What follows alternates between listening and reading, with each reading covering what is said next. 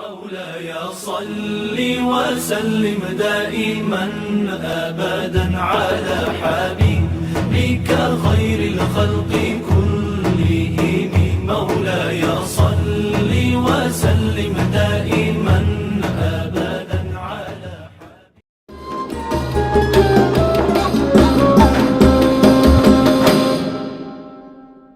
Assalamualaikum warahmatullahi wabarakatuh. Alhamdulillahirrabbilalamin wa bihi nasta'in wa ala umuri dunya wadin wa salatu wassalamu ala ashrafil anbiya'i wal mursalin Sayyidina wa maulana Muhammad wa ala alihi wa sahbihi ajma'in amma ba'du. Pertama dan yang paling utama, marilah kita panjatkan puja dan puji syukur atas kehadirat rahmat Allah yang Maha Kuasa, sehingga kita selalu diberikan kesehatan dimanapun kita berada. Tak lupa pula salawat serta salam mari kita junjungkan kepada Nabi besar Nabi Muhammad SAW. Semoga kita kelak mendapatkan syafaatnya di yaumil kiamah nanti. Amin Allahumma amin. Yang terhormat kepada Bapak Abdul Adim SPDI MM selaku dosen pengampu mata kuliah moderasi beragama serta teman-teman yang saya banggakan.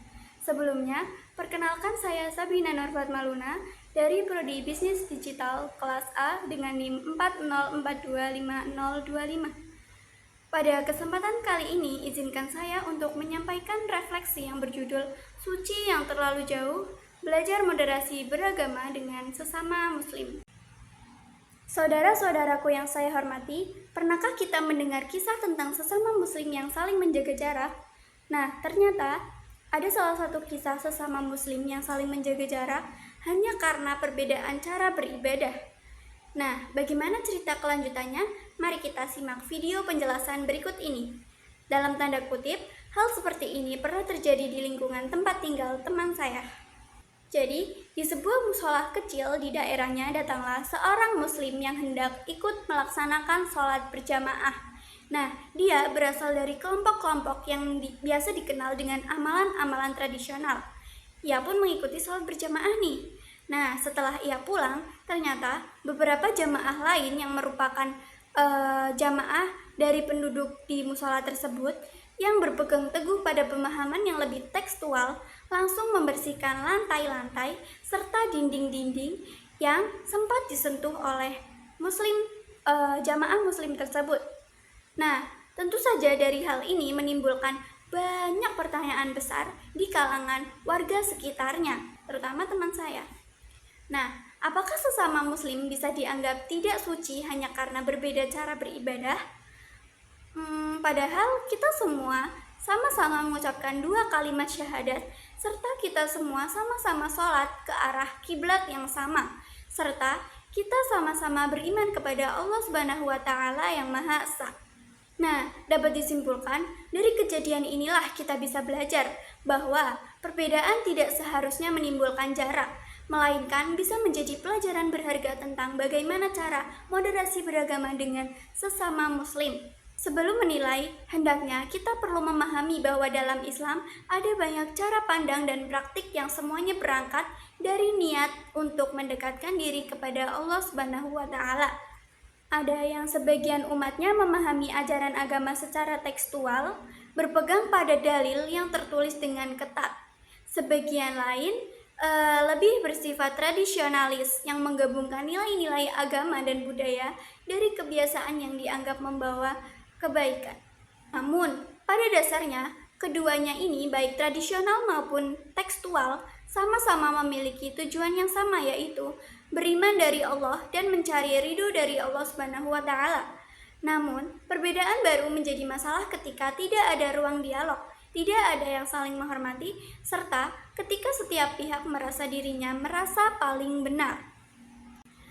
Sebagaimana Allah Subhanahu wa Ta'ala mengingatkan kita dalam surat Al-Baqarah ayat 143 yang berbunyi, A'udzu billahi minasyaitonir rajim. Bismillahirrahmanirrahim. Wa kadzalika ja'alnakum ummatan wasatan. Yang artinya, dan demikianlah kami telah menjadikan kamu sebagai umat Islam, yaitu umat yang adil dan pilihan. atau umatan wasatan. Ayat ini menegaskan bahwa Islam mengajarkan keseimbangan, tidak ekstrim ke kanan, tidak pula ekstrim ke kiri. Sikap seperti inilah yang disebut dengan wasatiyah, inti dari moderasi beragama. Kemudian, ada 4 nilai penting di dalam prinsip moderasi beragama yang harus kita pahami dan kita terapkan. Yang pertama adalah wasatiyah, artinya sikap tengah-tengah, yang berarti tidak berlebihan dalam menilai perbedaan. Seperti yang tadi dijelaskan, tidak condong ke kanan ataupun tidak condong ke kiri. Yang kedua ada tawazun atau seimbang, menempatkan dalil, akal, dan budaya pada porsi yang adil. Yang ketiga ada tasamuh atau toleran, yaitu menghargai pandangan dan cara beribadah orang lain.